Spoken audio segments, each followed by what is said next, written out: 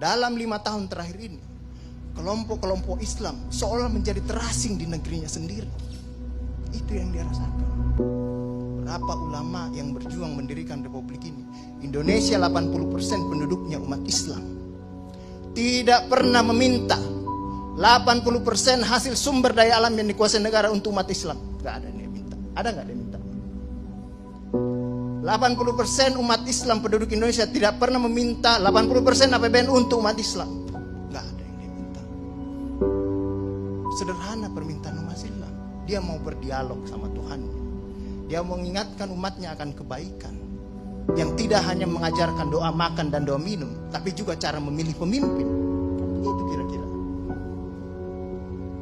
Nah, inilah ketegangan-ketegangan. Ketika agamanya dinistakan, kok susah sekali ini membawa ke proses hukum. Muncullah demo berjilid-jilid, yang kemudian berujung ulamanya tidak bisa pulang. Belum lagi penghujung, kemudian ada agama yang diperhadapkan sebagai musuh besar Pancasila. Nah, ini yang menarik menurut saya. Saya ini Islam, tapi bukan pengetahuan Islamnya seperti Ustadz Ali Muhtar Ngabalin dan Abu Bakar, Ustadz Abu Bakar. Tapi dengan segala awam saya terhadap Islam, ketika saya ditanya Pancasila itu di mana dalam kehidupan saya, maka saya akan mengatakan bahwa ketika saya lahir, orang tua saya itu membisikkan Pancasila di telinga saya. Cuma bahasanya bukan seperti yang tertulis dalam Undang-Undang Dasar itu. Dia membahasakan Allahu Akbar, Allahu Akbar, Asyhadu an la ilaha illallah, Asyhadu anna Muhammadar Rasulullah. Apa yang saya dengar di situ? Ketuhanan yang Maha Esa. Hayya 'alas shalah. Apa yang saya dengar di situ? Mari kita bersatu sama-sama. Karena kita akan mendirikan sholat. Dan Al-Ankabut mengatakan sholat itu mencegah kamu dari perbuatan keji dan mungkar. Ada kemanusiaan yang adil dan beradab. Saya dengar di situ.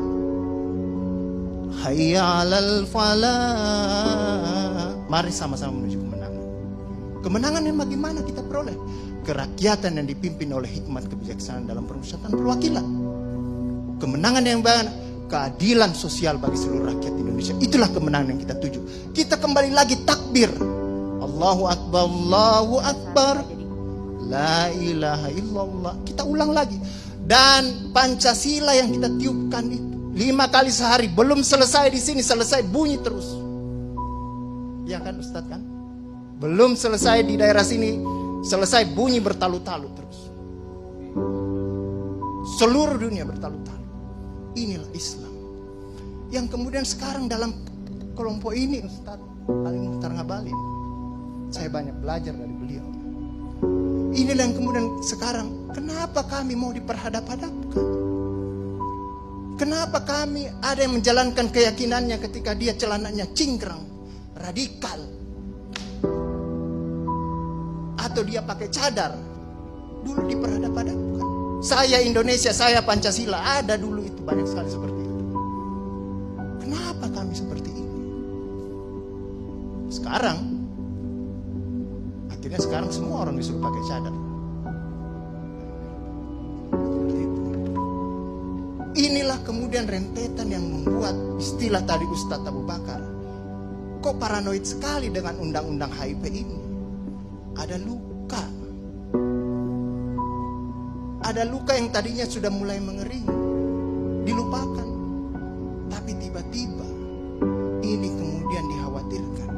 Jangan sampai Pancasila ini mau dipakai sebagai instrumen untuk membibirkan kelompok Islam dan kelompok ini. Apalagi kalau kita baca RUU-HIP itu, memegang kekuasaan pembinaan ideologi Pancasila ada sama presiden. Saya juga baca-baca sekilas tadi. Kok di situ ditulis pendidikan nasional menurut undang-undang ini itu berubah. Tujuan pendidikan nasional oleh Undang-Undang Dasar mengatakan bahwa beriman, bertakwa, berakhlak mulia. Di sini diciptakan pendidikan nasional itu bertujuan untuk menjadi tenaga ahli dan terampil. Ini kan mau dikasih jadi tukang ini bagi kapitalis kalau seperti itu berpikirnya. Nah, inilah yang kemudian yang dirasakan oleh kelompok-kelompok Islam dalam perspektif perjalanan konstitusional kita, bahwa ada yang tidak adil dilakukan oleh kekuasaan. Kelompok Islam selama ini tadi yang saya katakan tidak pernah meminta apa-apa. Paling jauh kelompok-kelompok Islam mungkin dapat honor dari negara.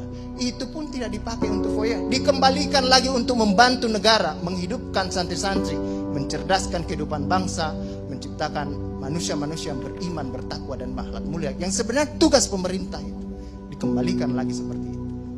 Itulah yang kemudian mulailah sekarang kelompok Islam sangat hati-hati kalau kemudian Pancasila ditiupkan terus, seolah-olah ini mau dijadikan instrumen untuk memarjinalkan Pancasila.